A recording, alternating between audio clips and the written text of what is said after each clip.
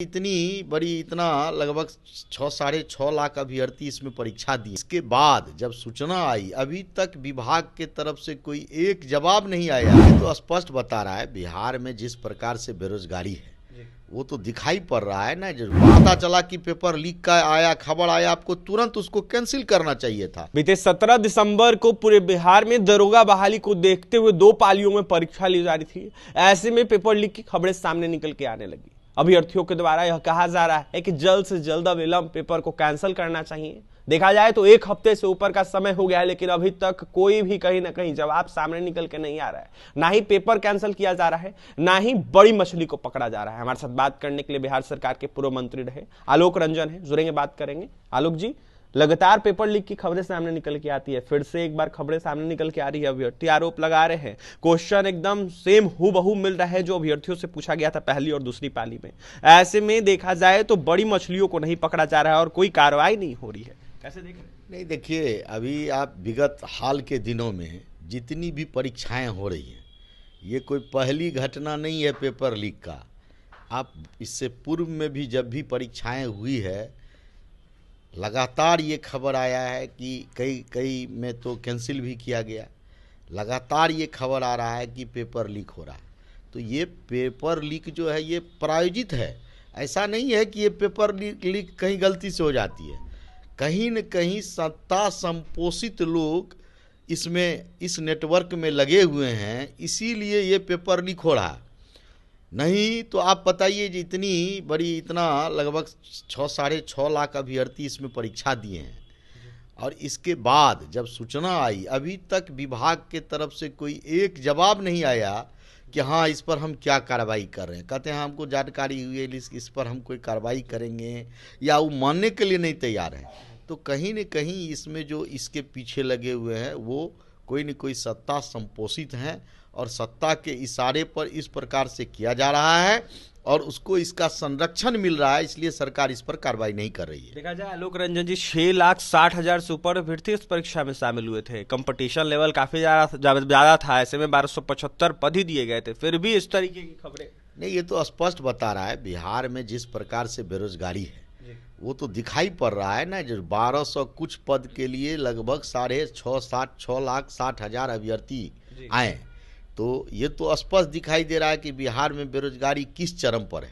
और उसमें भी यदि सरकार के द्वारा इस प्रकार से सत्ता संपोषित लोग मिल करके उस पद को भी आम माने अभ्यर्थी को ना मिल करके आप सिर्फ सेलेक्टेड को देना चाहते हैं, यदि लीक हुआ तो कहीं न कहीं गड़बड़ियाँ हुई। या गड़बड़ियाँ हुई तो किसी न किसी को फ़ायदा पहुंचाने के लिए गड़बड़ियाँ हुई, और यदि फ़ायदा पहुंचाने के लिए आप इस तरह से कर रहे हैं और आवाज़ उठा, और आपका यदि मंशा स्पष्ट रहता तो आपको जैसे ही ये पता चला कि पेपर लीक का आया, खबर आया, आपको तुरंत उसको कैंसिल करना चाहिए था।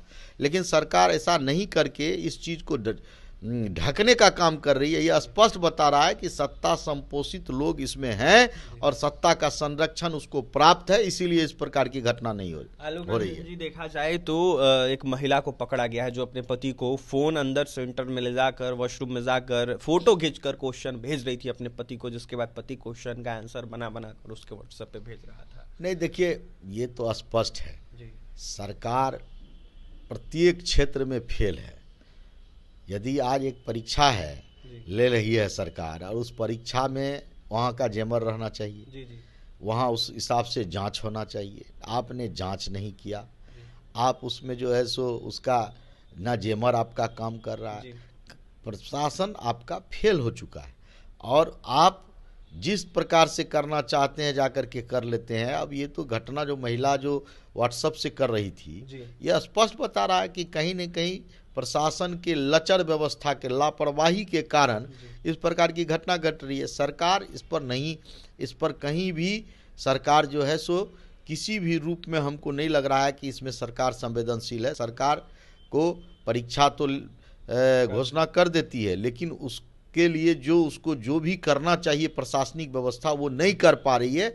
प्रशासन इसको नहीं कर पा रही है। रद्द होने की मांग करेंगे आलोक रंजन? ने निश्चित रूप से सरकार को यदि ये जानकारी हुई है कि पेपर, यदि सेम पेपर बाहर में आया है, सेम क्वेश्चन, तो सरकार को तत्क्षण इसको रद्द करना चाहिए और रद्द करके पुनः परीक्षा लेना चाहिए। और जो इस काम में लगे हुए सत्ता संपोषित हों या जो भी हों, उसको निश्चित रूप से बाहर निकालना चाहिए, उसको कड़ी से कड़ी सजा देना चाहिए। देखिए, जो भी लोग होंगे उस पर कड़ी से कड़ी कार्रवाई होनी चाहिए, ऐसे में कड़ी सजा उसको मिलनी चाहिए। सत्ता संपोषित अगर लोग हो उनको जरूर से जरूर पकड़ना चाहिए। ऐसे में आलोक रंजन थे, बिहार सरकार के पूर्व मंत्री हैं। 1275 पदों पर जिस तरीके से दरोगा बहाली को लेकर बीते दिनों परीक्षा ली गई है, इसको लेकर जमकर नीतीश सरकार पर और बीपीएसएससी आयोग पर जमकर निशाना साधे थे। वहीं साफ कहते हुए नजर आ रहे थे कि लगातार ऐसी खबरें सामने निकल के आती है और कहीं ना कहीं गड़बड़ घोटाले की खबरें के बीच जो है दरोगा बहाली रहता है, इसको लेकर जांच होनी चाहिए और पेपर अविलंब रद्द करना चाहिए। तो वही क्या कुछ कह रहे थे आलोक रंजन, बिहार सरकार के पूर्व मंत्री। आपने सुना है। और भी तमाम खबरों के लिए NBC 24 के साथ बने रहें। हमारे चैनल को सब्सक्राइब करें, पेज को लाइक करें। पटना से सहयोगी अमित के साथ अभिषेक।